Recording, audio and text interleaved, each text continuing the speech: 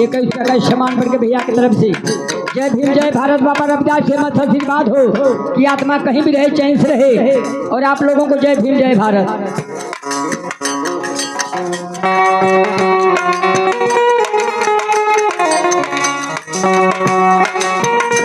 देखा बटिया के धरती से 21 का सम्मान जय भीम जय भारत। लेकिन मास्टर साहब मेहरड़िया अपने माता से कहले रहे का कहले रहा मास्टर साहब अरे कनवा के बाली लगा नटी के नतनिया हो नाच के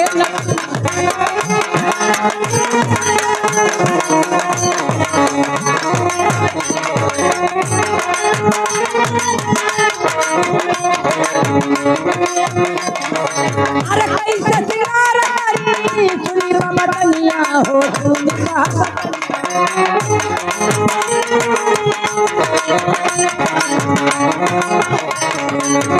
बउआ का टूटल पाया जनिया बउआ का टूटल पाया जनिया ना त सैया टूट गइल कमर पर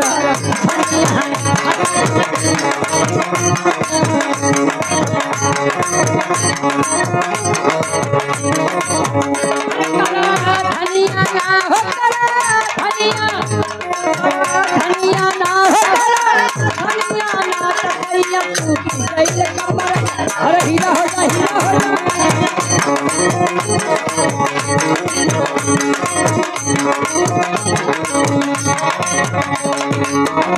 अरे छछुनारो हो से लगा मत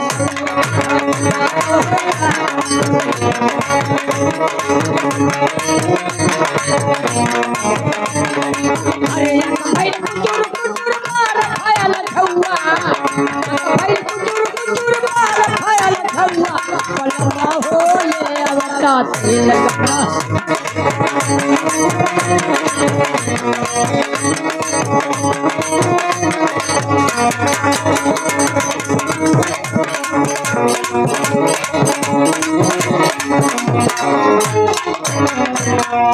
आइए दोस्त बड़ा बढ़िया शांति मिलल। अगर ऐसे शांति रही दोस्त तो आप लोगों के आनंद मिली। कह जाला ये साहब कि जे चिन्हेला वो किनेला जे ना चिन्हेला ना किनेला जे चिन्हेला वो किनेला आ जे ना चिन्हेला ना किनेला। बाजार हजार को होती है दोस्त बाजारी में सौदा सब खरीदेला लेकिन जे चिन्हेला वो किनेला जे ना चिन्हेला ना किनेला। यही से कहिला ये साहब कि ऐसे बरियार हमारे पास कोनो हथियार ना है। आई मास्टर के दिहले है आई के दिहले है ये दिले भैया ये तू हर दादा हमके बड़ा अच्छा में दिहले हम पागल सारे जनता हम के दिहले है। ये भैया ऐसा हथियार दिहले हम भगवान हर इंसान के दिहले हम चाहे अमीर होकर चाहे गरीब होकर चाहे भिखमंगा होकर चाहे दलिदर होकर। लेकिन दोस्त अमीरी गरीबी अपने कमैले के ऊपर है। जे कमाई उखाई जे ना कमाई ना खाई। साहब यही से किसी साहब ने कहा है दोस्त इसीलिए किसी साहब ने कहा है कि दुश्मन का ज्ञानी होकर के चाहिए मर्द का खानदानी होकर के चाहिए। अजी दुश्मन के ज्ञानी होके के चाहे, माता के खानदानी होके के चाहे, अब मेहरारू सावर रहे चाहे गोर, ओकरे चेहरा पर पानी होके के चाहिए।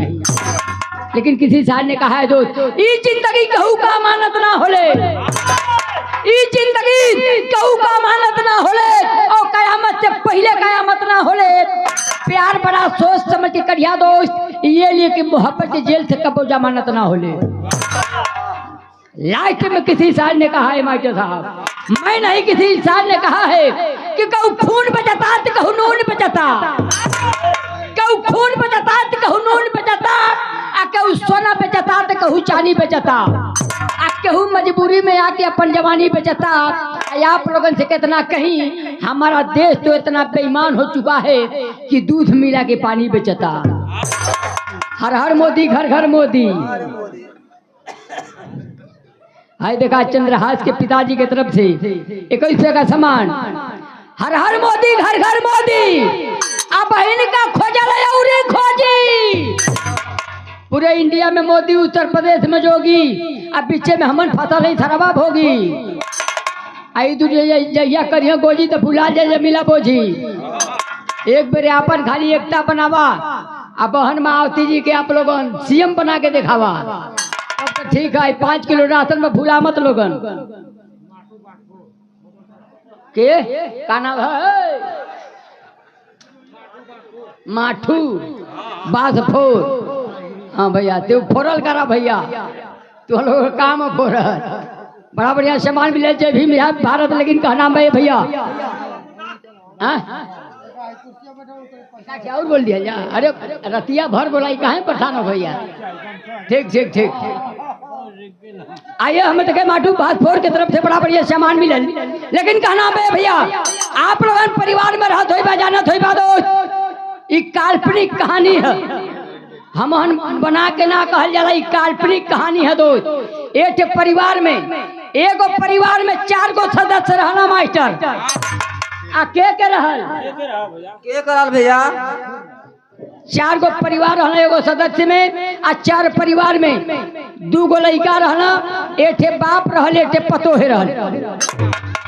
आज बाबा बेटुआ तीनों लड़का का रहना, पढ़ल लिखल ना रहल, उन्हन के अंदर कोनो शिक्षा ना रहल दोस्त।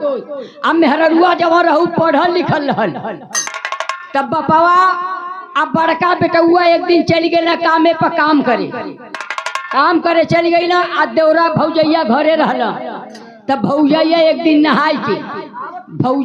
दिन नहाय के आंगना में बैठ के तेल लगावत रहल। तब देवरा गल तो कहले भौजी ई का करत हऊ। तब भौजे कहला ये देवर बबुआ ई नूरानी तेल है, एके कपारे पर चाटल जाला। बस देवरा का कहले के हथवा पकड़ आगे अंगुरिया से चाटे लगे। तो कह दे दम लड़बक, एके कहले कपारे पर चाटल जाला, तो हाथ पकड़ आगे अंगुरी से चाटा था। तब ओकर भौजैया कहले ई बतिया इनके भैया से कह, जब ओकर मर्दा कामे पर थे आल, तब मेहरारू अपने मर्द की हनगई गल कहो तोरे एकटे भाई रहला, उनके पढ़ा लिखा दिले रहता, कुछ लायक हो गल रहता, एकदम लड़बका हम इनके पास कोनो ज्ञान ना है। तो ओकर मर्दा कहला कि लगत हमन घरवा ना रहली त थारा 3-5 गइले होई, ई तब रहन देती है। तब मर्दा कहला मेहरुआ से बतला का कहले है, सारे घरवा में से मार के निकाल दे। तब मेहरुआ कहला कि कहला ना नहाय के तेलवा लगावत रहली हम, तो अइला त कहत ए भौजी का करत ई का हम कने देवर बबुआ ई नूरानी तेल कपारे पर चाटल जाला, कपारे पर चाटल जाला। त का कहले कि हतब गिरा के अंगुरिया से चाटे लगल हम। तो ओकर मर्दा कथा ज्यादा उ त सारा पढ़ल लिखल ना, तू तो पढ़ल लिखल हऊ, उ तो सारा लड़बक है, वो सारे के चटले का जरूरत रही, तिलवा से रोटियां बोल के खा ले रहत। तो कहते तो उरी पढ़ल लिखल है। तो कहला ई बतिया इनके बाबूजी से कह।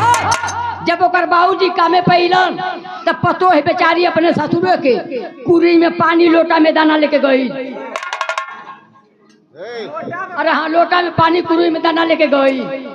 ओकर ससुरा खैले पियला, पतोहिया बैठल है। जब खा पी भल ओकर ससुरा तक पतोहिया कहले बाबूजी एगो बात कही।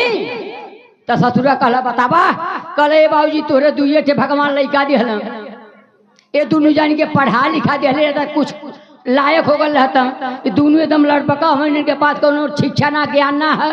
ओकर ससुरा कहल कि लगत हम ना रही सारे 3-5 कैले हुए हैं सारे तब और पढ़ल लिखल मेहरारू और रहन देती है। तो ओकर ससुरा कल बतावा का बात है ये दोनों के घरों में से निकाल दे।